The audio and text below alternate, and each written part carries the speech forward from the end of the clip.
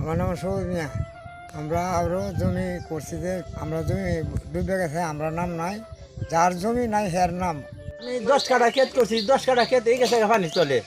এখন যারা কাঠ পাইছে এর জমি নাই, আর আমরা যে জমি তলে গেছে আমরা কাঠ পাই না। কয়েকটা হাত একটা ক্যাট করছিলাম, গরিব মানুষ এটি হাইনে ডুবাই নিছে রান্না হেনা করে নিজে নাই কি দিয়ে আমি খাইয়ে কিবা আমার গরু রুলা লেঙ্গা আর কাঠ পাইছে কারা? পাইছে না আমরা কাছে খাই জমি তারা নেই রাখার আমরা ক্যাট বসে ইনকোয়ারি হন তো হাই। আমি বারোগুলি গ্রামের 6 নং ওয়ার্ডের একজন বাসিন্দা।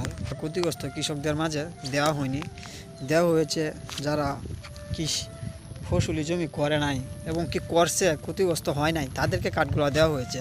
তা আমি চাই এই কাঠগুলা ক্ষতিগ্রস্ত কৃষকের মাঝে দেওয়া হোক। আমরা তো জমি যে রাত করছিলাম, মনে করুন গরিব মানুষ পয়সা করি খরচ করিয়া বুড়ায় নিচ্ছে গা। এরপরে মনে করেন বাবা সাহেব কিছু অনুদান দিছে, এটা আমরা পাইছি না। যারা এই ইয়েও না হয়েছে, এই কেট না বুঝছে এরাই পাইছে। এখন আমরা এটা বিচার চাই, সত্য বিচার চাই। আমরা গরিব মানুষ, মনে করেন এটা কোনো ইয়ার দিছে না কাঠ। যারা ধান বুড়ায় নিছে তারারে দিছে, আমরা পাই নাই। আমরা বিচার চাই বাবা সাহেবের কাছে। আমি মোহাম্মদ মাইনুল তালুকদার, 3 নং মদন ইউনিয়ন 6 নং ওয়ার্ড বারোবরি গ্রামের একজন বাসিন্দা।